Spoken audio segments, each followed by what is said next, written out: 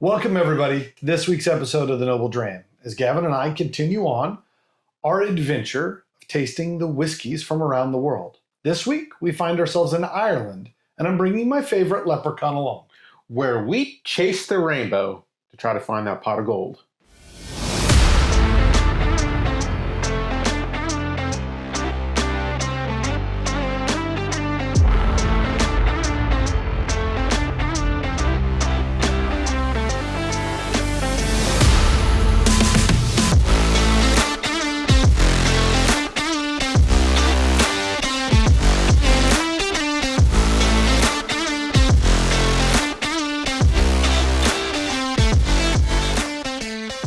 Hey everyone, welcome back to the Noble Dram. Tonight, Aaron and I get to continue our journey. Grab a glass. We're going global on whiskies of the world. So we've had a mini-series. Yeah, there's been a debate. We like World of Whiskies because it abbreviates really cool as WOW, and there's something wowing about all of this. Wow. Also, Whiskies of the World kind of also abbreviates to WOW, so we'll use them interchangeably. So I apologize if he says one and I say the other. But just know, we're all on the same page. We're all on the same whiskey. There you go. So to date, we started with the single malts of America. The Americano, if you will. Yes, Americano. That's a coffee drink. I know. But I'm trying to bring everybody together. If you're a coffee drinker, a wine drinker, a whiskey drinker, we still love you. And then we ventured on to Japanese whiskey. Yes, a lot of fun. Really enjoyed that. That was really eye-opening for me. So far, the research involved in these episodes, one, has been quite a bit more time consuming than other episodes. Sometimes we just get out here and drink, and we have no plan as to what we're going to say. Shooting from the hip, as we like to say. Yeah, no, very Wild West approach. Very American about us.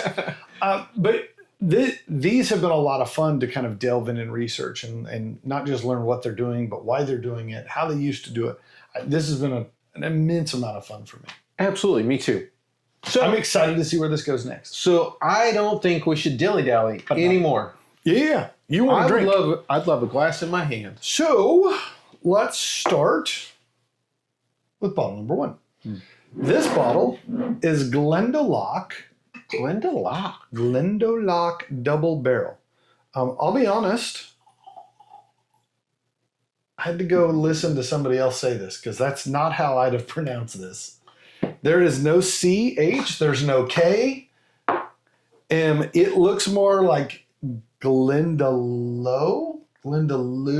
That's how I was gonna. No, Glendalough. I actually found an advertisement from them where the master distiller from Glendalough said it out loud, and I was like, I figure he's probably got it right. When you say Glenda, the first part of it, I thought it was the Good Witch. Yeah. Yep. No, and this is a wicked whiskey, if you will. A wicked? No. So okay. So one of the first things I'll point out. There is a great deal of similarities between Irish Gaelic and Scotch Gaelic, or as I should say, Gaelic, because they don't say Gaelic, they say Gaelic. But just like when we were talking the other day, it was not this one. It was a different day we were talking about this. But Glen means valley, and Glendalough means the valley of two lakes. Right? Think about Scotch, or the Scotland World Loch, L-O-C-H, is a lake or a body of water. In this case, Loch, L-O-U-G-H, means the same thing, just spelled different, right? Leave it to the Irish to screw up a spelling? Yeah. I don't know. Maybe they're spelling it right. Maybe they are. Stubborn Scots are doing it wrong. It would be interesting to know who did it first. We need a historical linguist to come on the show. Linguistician? I don't know where to get one of those. All right, so they're located in the Wicklow mountain range. Oh, so it's this little valley south of Dublin, about an hour's drive, right? I don't know what that is in metric. We'll just a little more than a stone's throw. As the crow flies? It's more than a hop, skip, and jump. It's a trek. Let's put it that way. Okay. Right? All right. We're on an adventure, which is much longer than just a simple trek. That's very fair. Good point. These guys, founded in 2011. Oh, okay. And I think one of the things we'll find as I did my research, the age of whiskey distilleries in Ireland are either really, really young or really, really old. You said 2011. 2011. Wow, there's a lot of 2011s on this adventure. Yeah, no, so not too surprising. That also seems to coincide with the world falling in love with whiskeys. And so it makes somewhat sense that people are like, oh, we're interested in starting a whiskey distillery. Now that everybody likes whiskey, we should get after it. So yeah, that makes sense to me. So these guys produce Irish whiskey. They also produce gin and the classic Irish spirit of poutine. Poutine? Not to be confused with the Canadian French fried dish of poutine, which is also delicious, but has nothing to do with whiskey. So poutine is essentially an Irish moonshine that can be flavored. So a lot of times you hear like old Irish folk songs and they will make reference to poutine, somewhat interchangeably speaking as if they're speaking about whiskey, but really what they're talking about is unaged and flavored moonshine, right? So what we here in the States would call moonshine. I guess let's put it that way. All right, so New Make or White Dog, other White Lightning. That's White my favorite Lightning. of all the names for it. White Lightning. Yeah, that was Nothing gets that was your old car hair I used to standing drive. up. Old car I used to drive in high school. White Lightning. White Lightning. All right, so in the bottle, 42% ABV, 84 proof for those that like the American version. This is what they refer to as a single grain whiskey made on a continuous coffee still. We talked a little bit about stills last week, so I thought that was an interesting little note to put into my research today. And then this starts in recharred ex-bourbon barrels. Okay. And then after a period of time is pulled out of that and then is finished in Spanish Oloroso casks. So as I'm going through, doing a bunch of research, right, trying to figure out what bottle I wanted to bring out here, I think all the big dogs showed up, right? Jameson, Bushmills, like all of those names you tend to say, yeah, those are classic Irish whiskey. And I wanted to kind of stay away from those. And so I kind of went in a different direction. But what I found is as I was going through, there's a lot of nomenclature on a bottle of Irish whiskey that I don't recall seeing those same terms or phrases on other whiskey bottles. So whether this one happens to be single grain, there was pot stilled, single malt. There was a lot of different terminology thrown around.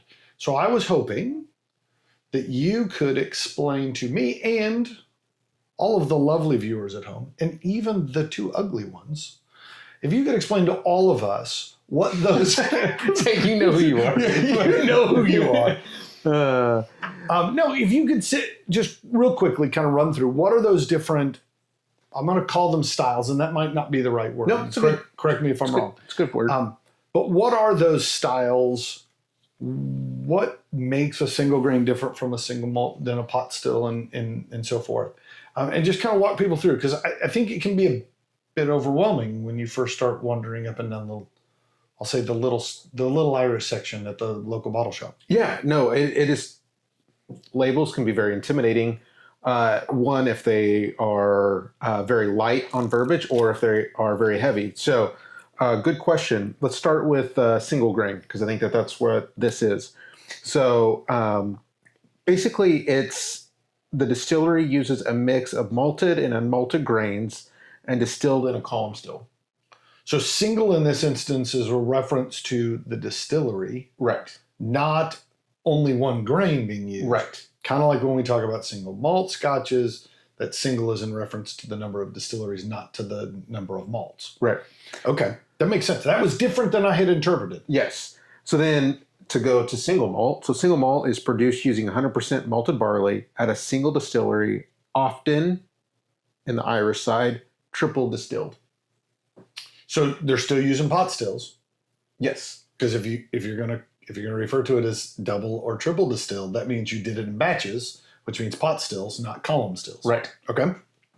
And then to go to your pot stills or single pot still, it's made from a mash of malted and unmalted barley, distilled in a copper pot still at a single distillery.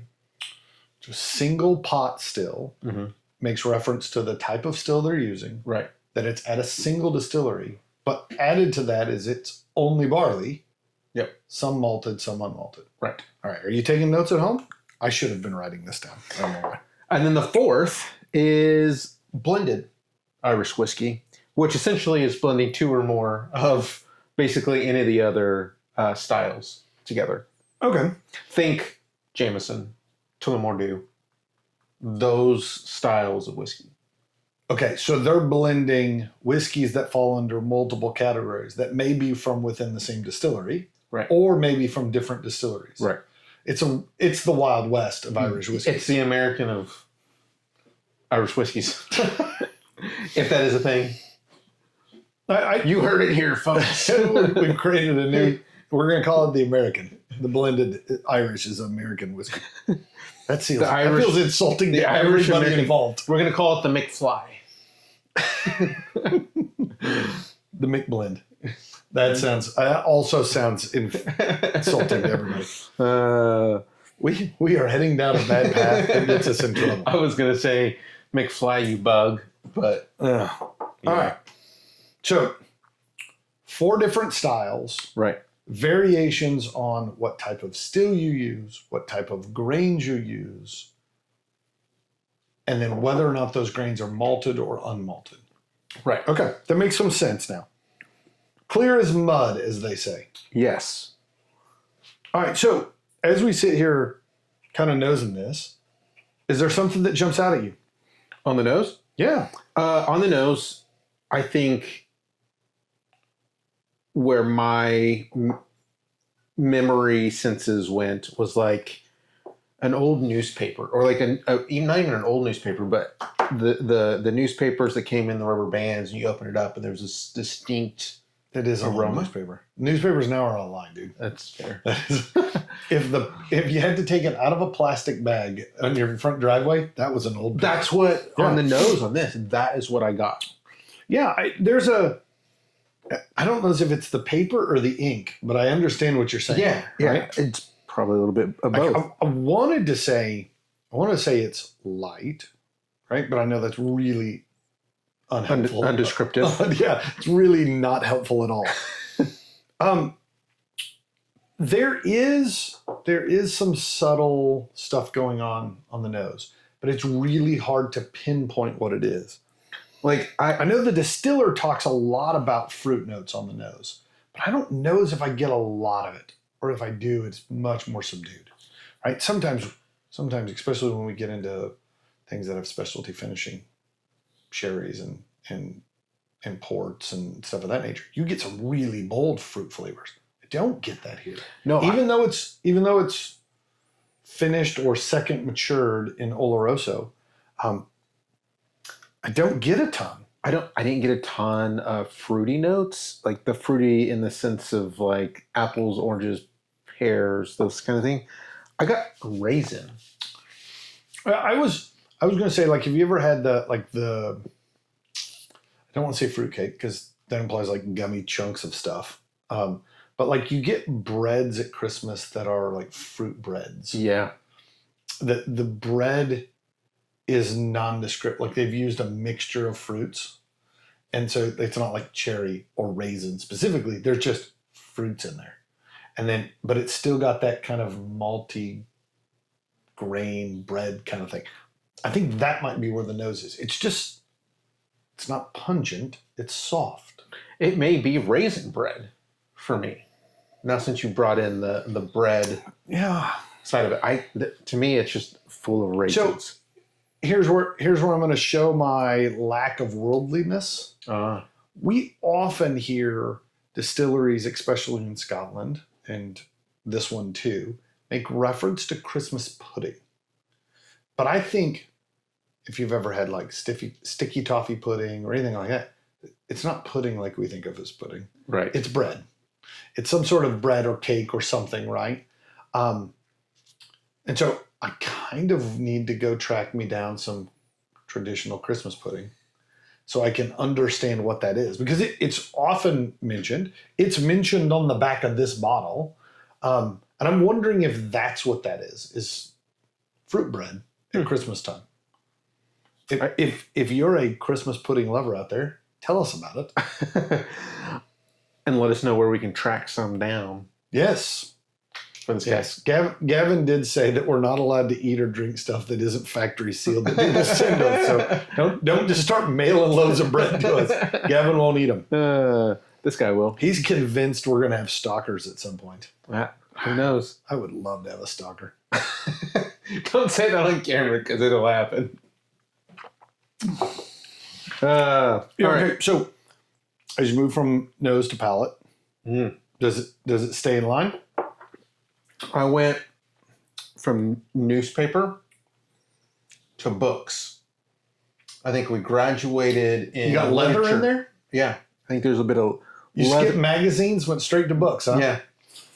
Newspapers to old books. It's like being in an old library and you pull out that old dusty book, wishing it was an old dusty whiskey bottle. And There's a creaminess about it on the palate to me. You keep saying butterscotch I was going to say for the last several weeks, but now that I think about it, pretty much every time we've done this, you mention butterscotch or shortbread or something like that. There's a couple things you mention a lot, and I don't always get, but this one I get a bit of butterscotch. Like, I'm thinking back, Christmas just came and passed, right? Family tradition of mine is monkey bread, and once you put the butterscotch pudding and butter and all sorts of deliciousness, and it turns into that goo. It's like caramel, sugar, butterscotch goo. I get that a bit. Not as sweet as that, right? I think we do a lot of this that we talk about. Yeah, I get this. And I was like, well, I don't really get exactly that. I get things that remind me of that. So I wouldn't say that this is overly sweet, but it is certainly not tart or dry. I mean, this has got a creamy sweetness to it. I'm going to disagree. I think this is About time. very, very drying on the palate. On the palate. On the palate. See, I think it gets there on the finish. Like, when I think you're just running ahead, dude. Is it all running together at this point? There's not a lot of sweetness to it on the palate for me. I mean, I think there is a bit of light honeyness that I get. Maybe it's like, we've mentioned it before, maybe a light honey nut Cheerio. I figured out the finish. Uh-oh. Over New Year's, we were, a while back, we were trying a new cocktail that was new to me called a Godfather, which is amaretto and a blended scotch. Amaretto is that almond liqueur. Okay. I get almonds, not the bitter, like roasted almonds, but like almond liqueur on the end of that. Okay. I'm doubling down on the fact that I think this is sweet. And you can tell me I'm wrong, but I still feel right. I think on the finish, to me, it's really earthy. There's a earthiness to it, which may be kind of that almond handshake. You can't, when you say earthy, there's a bit of the world that's going to hear dirty, right? Soil, dirt. And I don't know if I go there. Earthy, like grassy, leaves, stuff like the smell of No, fall. she's a dirty girl. She's my wife says that we don't, because sometimes we go out and every time she pours a new wine, she's like, here, try this. And I'll say something. She's like, that's not how we describe wines. And I often say, dude, it's earthy. And she goes, that's forest floor. You're tasting forest floor. I was like decaying leaves and dirt? Yeah, that's what I said. It's earthy. I get a little bit. I don't know if that's the primary part of my finish, but I can't say it's not there. I mean, I do get forest floor now that you said it. Yeah, it reminds me of the pile of leaves when I was a kid. Dad would rake them up and then we'd spread them back out around the yard and Pissed Dad off. Kind of reminds me of a 4-leaf clover. What a 4-leaf clover would taste like. You have no idea what a 4-leaf clover tastes like. I don't either. I do. What's the thing about little lambs? They eat ivy. What eats clover? What eats clover? Yeah. Like, is there a critter that like, ooh, clover's their thing, and they just go eat clover? Oh, I don't know. I feel like sheep are probably they'll eat anything, won't they? Goats. Charlie, My dog, yeah, he'd eat anything for sure. He'd regret it later, but he'd eat it today for sure. All right, so are you ready to put a number to this? Was that what the big so was about? I think so. I think I'm ready for a number. All right. Well, I better write mine down so you don't blame me for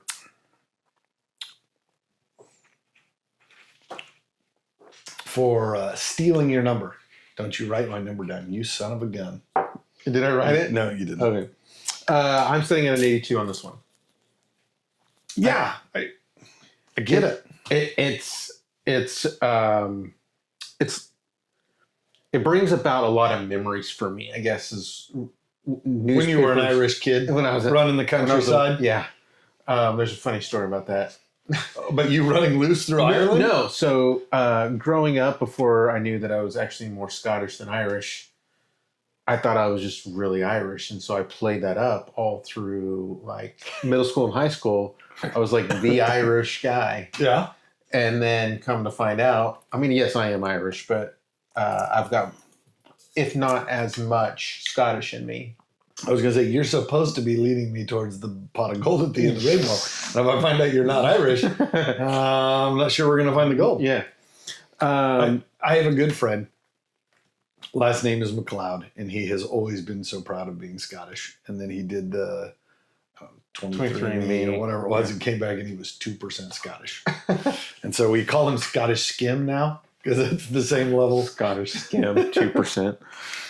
Yeah. So you had your number at 82. I think it's a fair number. It feels like the bottle you wouldn't be disappointed having. Right.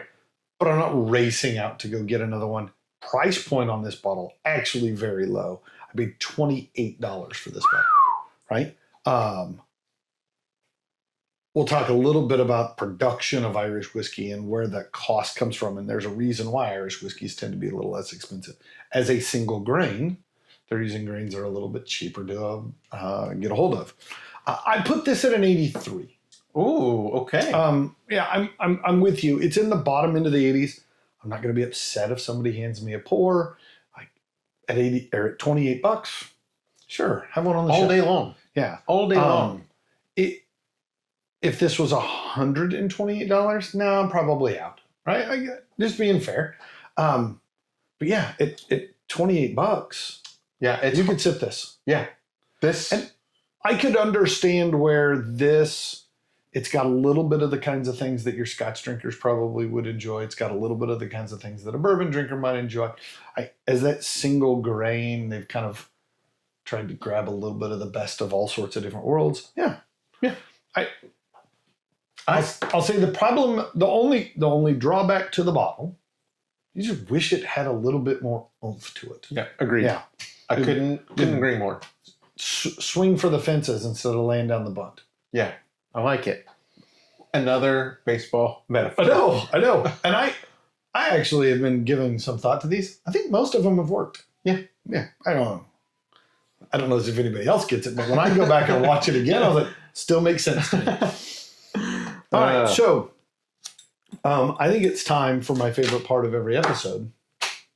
Yeah, it's the time where Gavin pours me some whiskey. All right, I'm excited. So tell us a little bit about this one.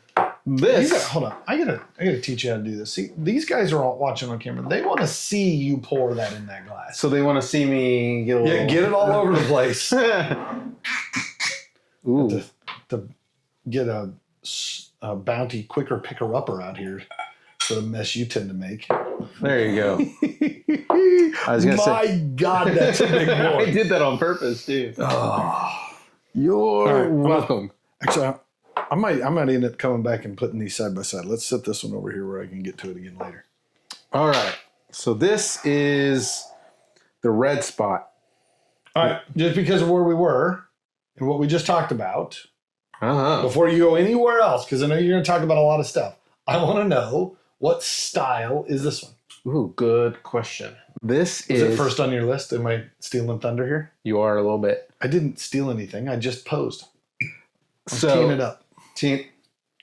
Another baseball reference. There you go. See? There you go. Or golf, I guess. Good catch. Yeah.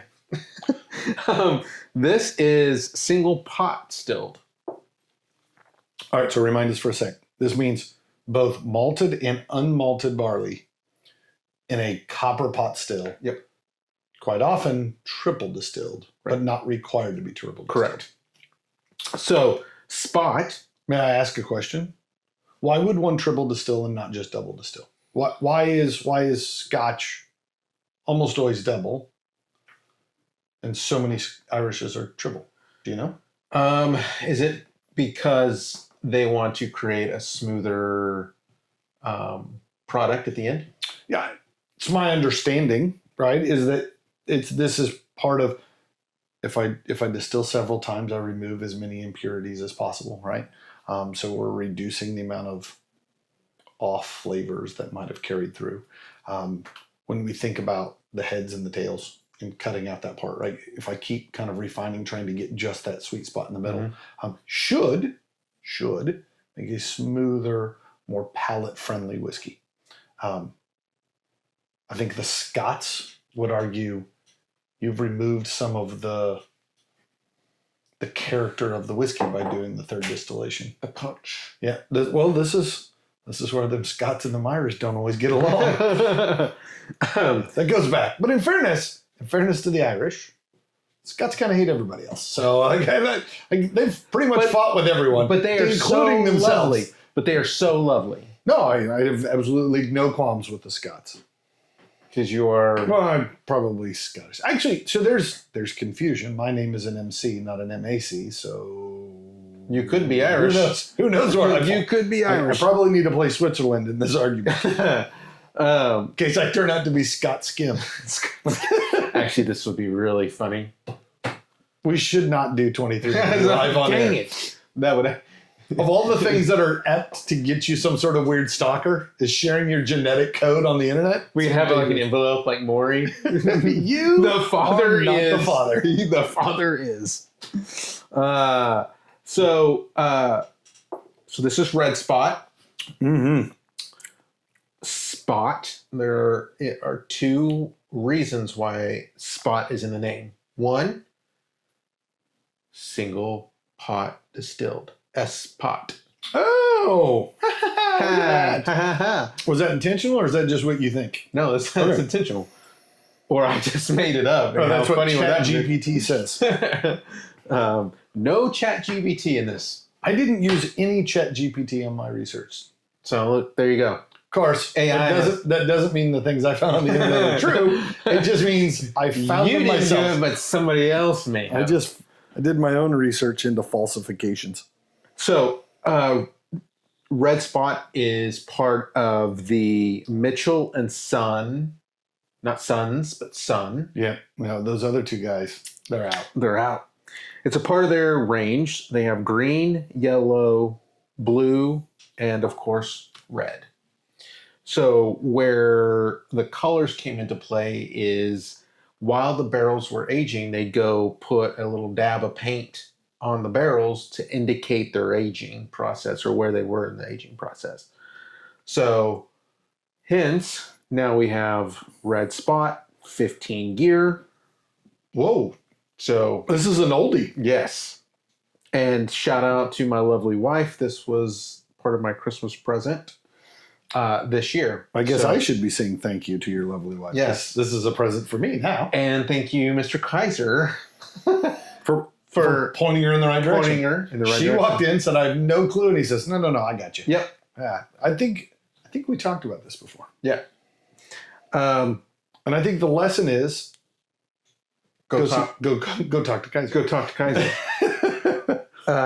So Red Spot is aged in ex-bourbon, sherry, and Marsala wine casks. Mm-hmm. Yeah, no, I believe every bit of that. This is triple. So I guess I should say this is triple oak maturation because there's the three. You think though they're aging their entire life in 3 and then blending that back together?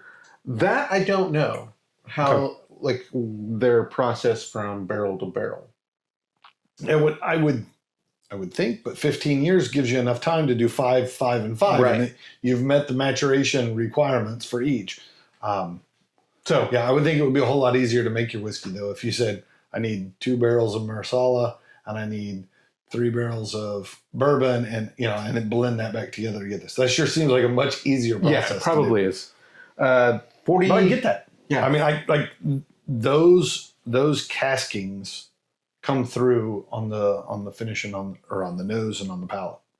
And this is 46% ABV. I'll say not hot, Nope. but distinctly more going on than the 42% of the Glendalough. I'll give that for sure. Yeah, I think there's a bit more complexity to it. A bit about Mitchell and Son. They are out of Dublin, but they really are started more on a wine and spirit merchant. So they were originally bonders, and this came kind of came about back in the early 1800s. So 1805, I believe, is the date when they officially started. But this is actually distilled at the Middleton Distillery. Okay. Which is not far from Dublin. Okay. So Gotcha. they don't distill it, but they are... when you say they, Mitchell and Son. Mitchell and Son doesn't distill. They're Yeah. purchasing from Middleton. Correct. And then aging themselves and releasing. Okay. Correct.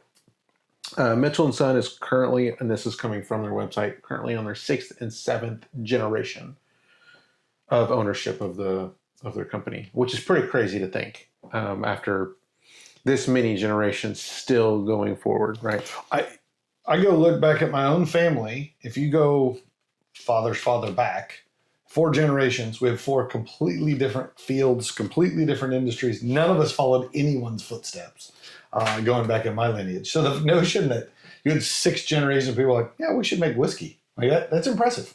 I bet if any of our lineage stopped to do whiskey, we would have our families would have gone that line. I would have. I can't speak for everybody else. Well, and your dad. You're going to let me make whiskey? I'm in. I'll do that. Like, my family actually tracks pretty well. I have 2 boys, neither of which are whiskey drinkers. Now, they're both minors. Like, they're under 21, so they shouldn't be whiskey drinkers yet. But I go to bed every night, say a little prayer, hoping that my boys like whiskey. Dear God, please let them like whiskey. I got so much in the den. I don't know what kind of inheritance they're getting if it's not bottles. So most of my lineage on my dad's side were all within the construction industry. So I kind of tracked in that way. Well, I guess you're better than me. No. I'm used to it now. I'm used to it by now. We've been friends long enough for me to understand that's just the way it's going to be. So,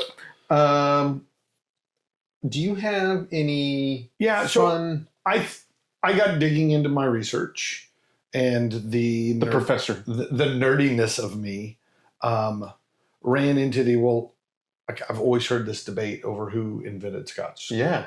Or, sorry, who invented whiskey? The Scotch or the Irish, right? So I started going back and I was like, well, when did Irish whiskey start? How do we find out information about that? And then it kind of ran me down this rabbit hole of kind of the history of Irish whiskey. And I thought I might share. I was going to say highlights, but there's some lowlights in here too, right? So we're going to share both lights. So and in the middle. So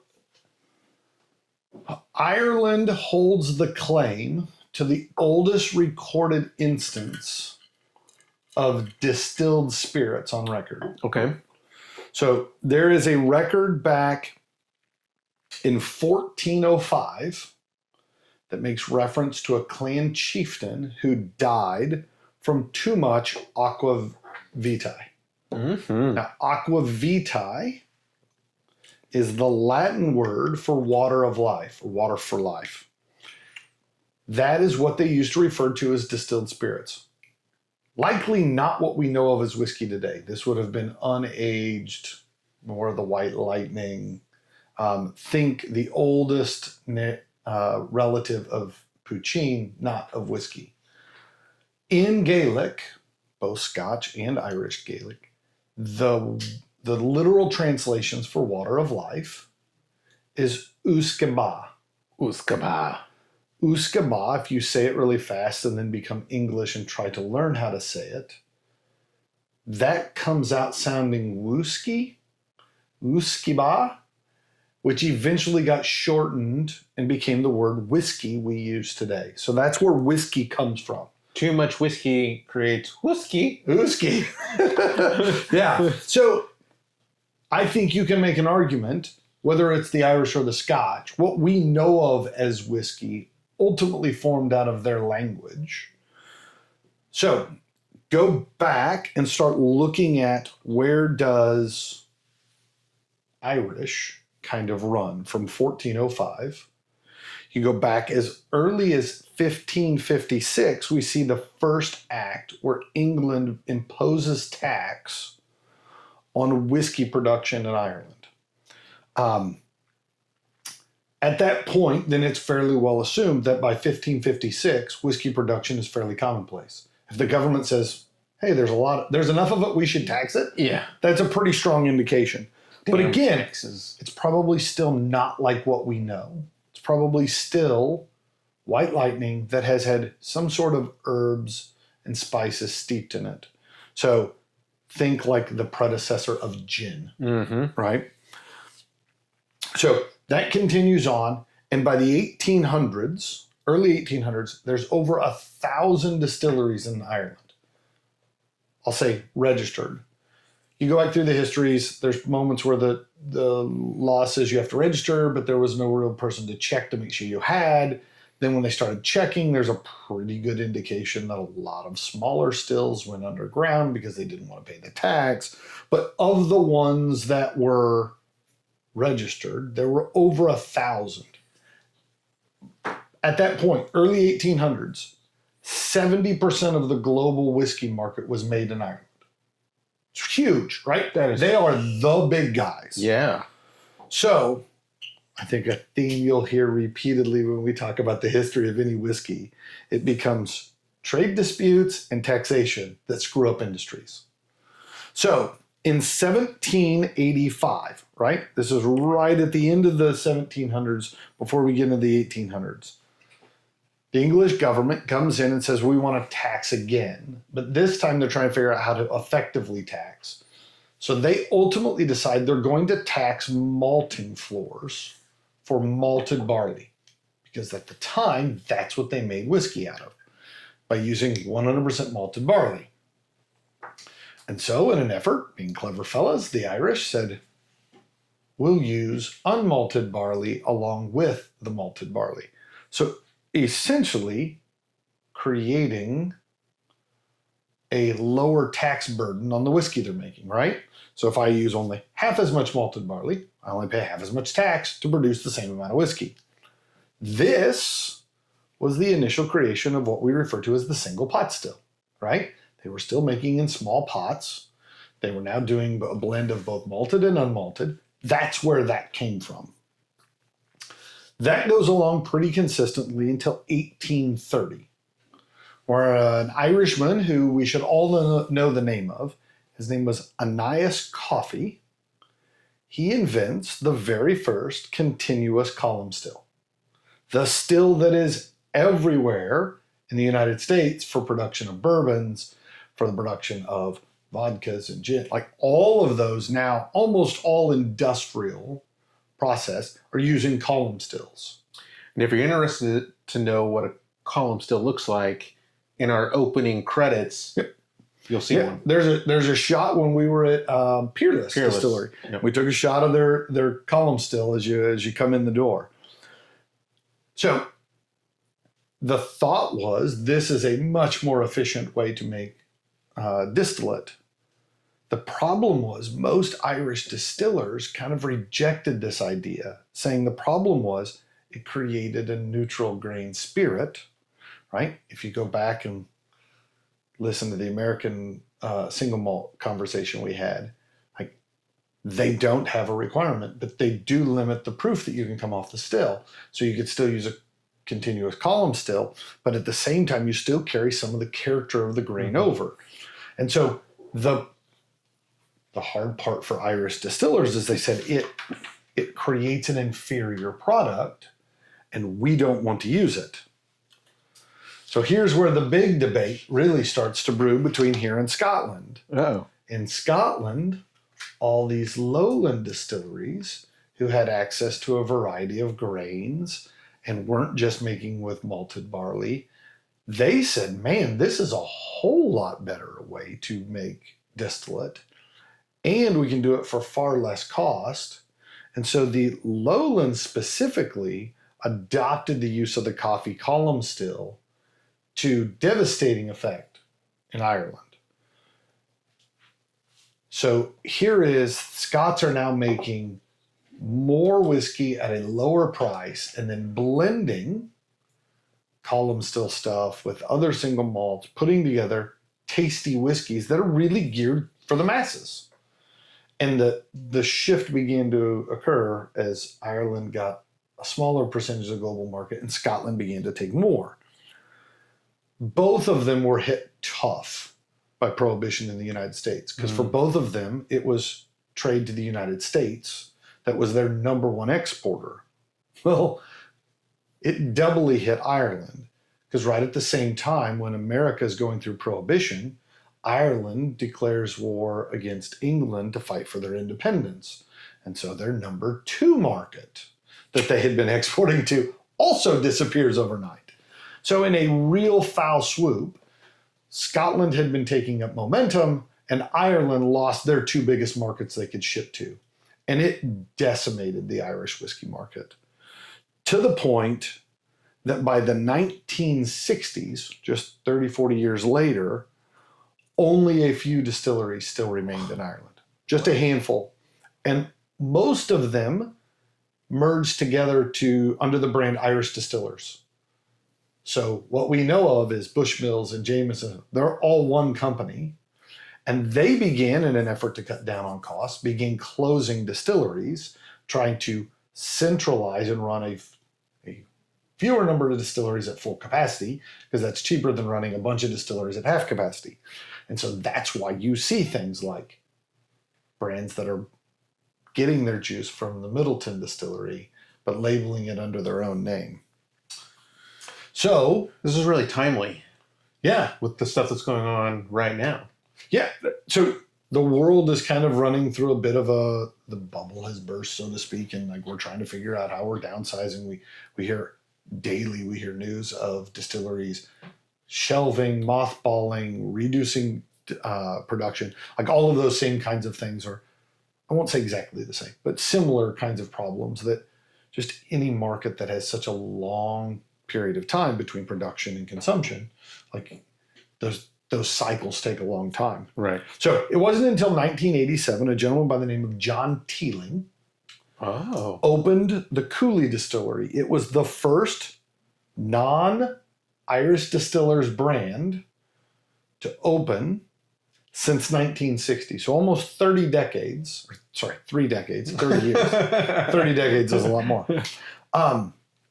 For the first time ever, there's a new distillery in Ireland, that's not already owned by the one big company that owns everything else.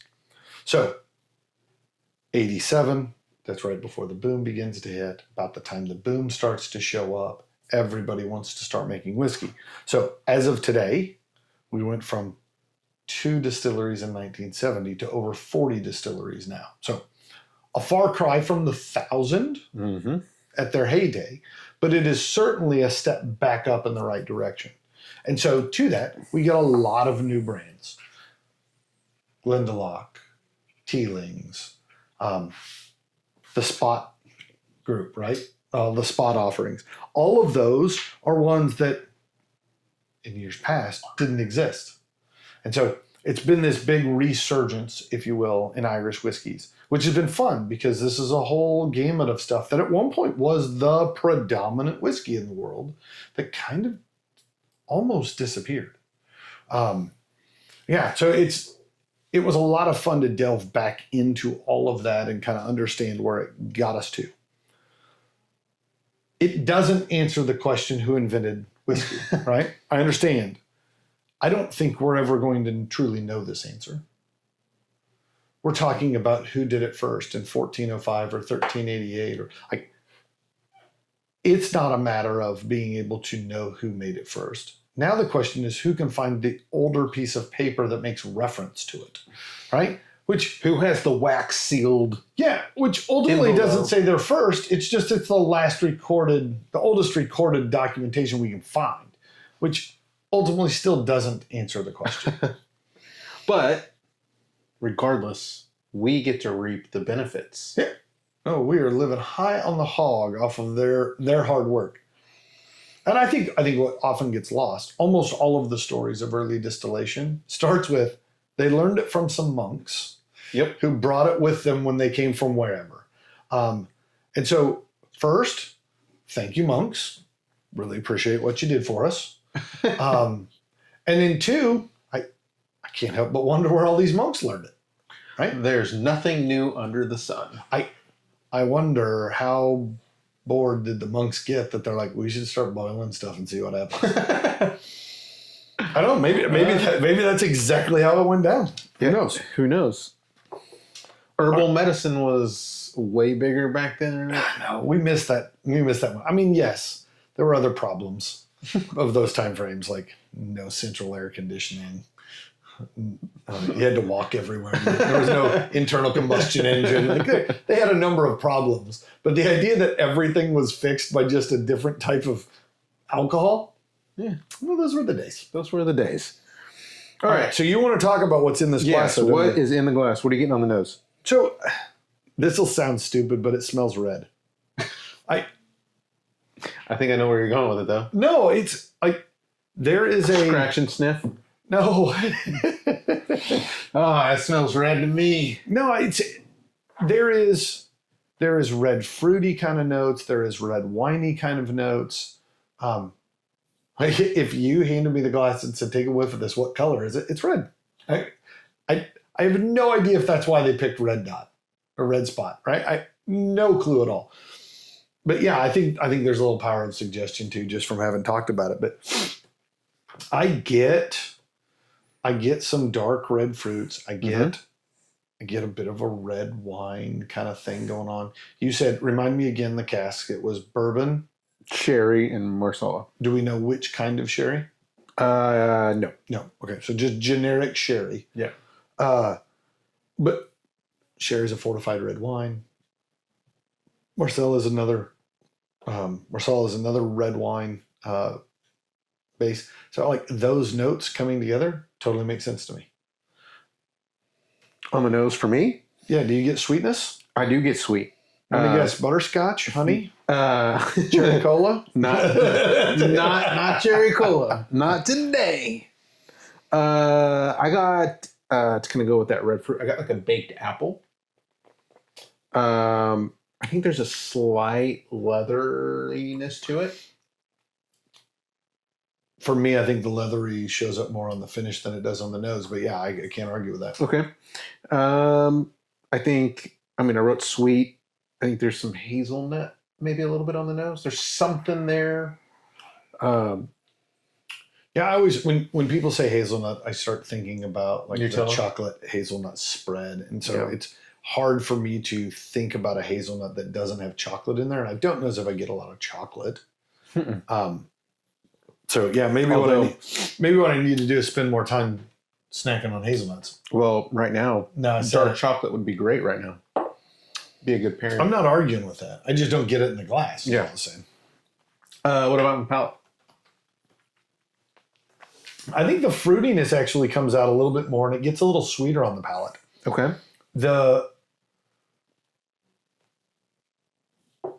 I don't know if it's a specific fruit.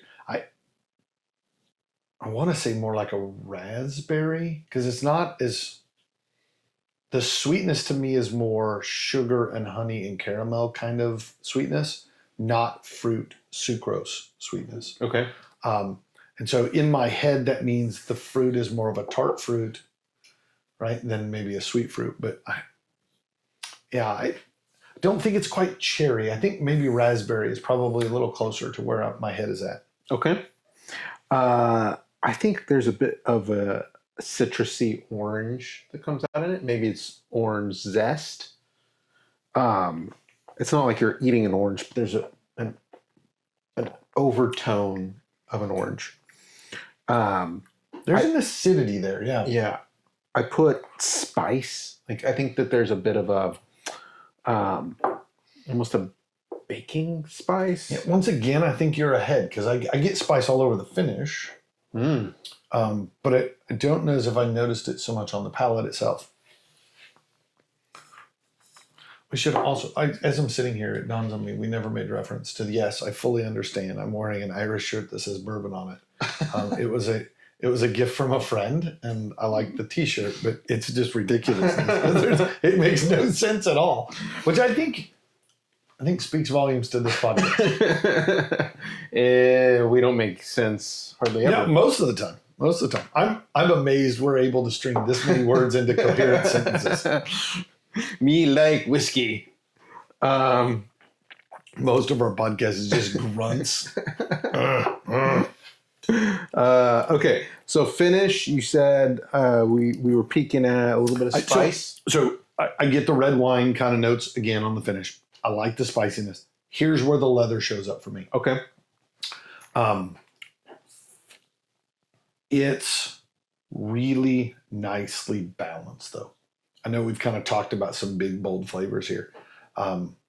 Whereas I think the Glendalough bottle was way more about balance. This is a lot more about flavors, but hasn't gotten so far down that path that has become, it stayed cohesive. Let me put it that way, right? That like those all work together in this bottle. Okay. I like the finish on this one too. Like even still, as I'm sitting here, like you can pick up a little bit more of like a black pepper note, or I get a little like clove kind of thing going on. Yeah, that's tasty. I like it. It probably wouldn't be that good if it was 14 years, but at 15 years, that is delicious. I put it's lingering like a long hug. Why do you always have to make it sensual? Because that's just a guy. You're the one saying "kiss me." I taste like bourbon. I know. I mean, that's for the audience. I'm trying to woo in a stalker.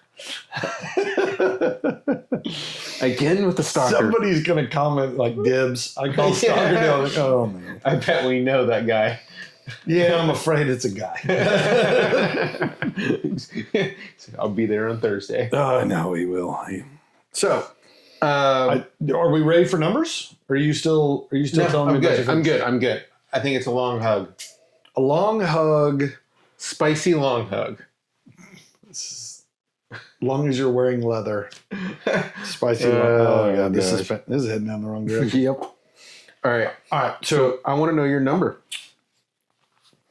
I actually think this one goes up just ever so slightly from my score on the Glendalough. I like them for different reasons. I like Glendalough because it's so smooth and so soft, and there's just nothing about it that is could be bothersome to anybody. This one I like for its notion of being bold and being spicier. I'll be honest, at 15 years, I expected more oak, right? Just because 15 years is a long time. And I liked that it wasn't over oaked, right? That was my fear. And so that helped this one. I'm giving this one an 85. I think this is a solid sipper. This is not the only spot Irish whiskey I've ever had, but I believe this is the first time I've ever had the red, and no complaints at all. I liked it. I really, really appreciate the fact that your wife got this for you for Christmas. Oh, yeah. I'm glad I got to share it. Me too. I am setting at a 92. Holy shnikes. No, holy shnikes. Oh, holy shenanigans. Holy shenanigans. I'm glad I didn't have a sip in my mouth at the time. That could have been everywhere. I don't want to know. No, I think this is it's different enough from most other Irish whiskeys out there. I have spent a little bit of time in Ireland and been to some distilleries. This one, to me, just is a bit different, and I'm liking it. I like that it's different. I like that it's bold, but not hits you in the teeth. I think this is something that is totally drinkable on a warm day, on a cold day. Like, I think it's good. I think it's right there, right down the middle of a 92. 92 is excellent. It's not. I was like, oh, I can't find anything wrong with it. 92 is wow. Which this is wow. This is a wow whiskey. I will say, sitting here while you were kind of running through your score, I went back and pulled out the Glendalough and took a sip of it. The amount of like banana fruit sweetness that shows up on it now, having had something that's a little bit bolder, a little bit spicier, I was really blown away by what's going on in the first class now. That to some extent, I want to change your numbers? No. Actually, I still feel really good about my numbers. An 83 and 85, I like them both for different reasons. It just added a level of stuff going on in that first class that I didn't realize. That part of this is, what order you drink things does matter. It really does. I mean, my score is 10 points difference. To me, on the nose, going back and nosing the glass again, there was more smoke that I got from the glass. Not on the palate. Like, I didn't taste it. It actually tasted a little smoother. I mean, obviously, it's a little less proof than this, but in the time frame that from when we tasted the Glendalough and then tasted the Red Spot, in my notes, I thought Red Spot's nose was so much more bold. Like, it was ridiculously spicy. And then going back, I was like, they're much closer than I thought they were. I'm not saying they're the same. They're just close. What felt like a huge gap actually is smaller than I had maybe appreciated at the time. But no, I still feel very good with both my numbers. And I can respect your numbers. I get you. Yeah.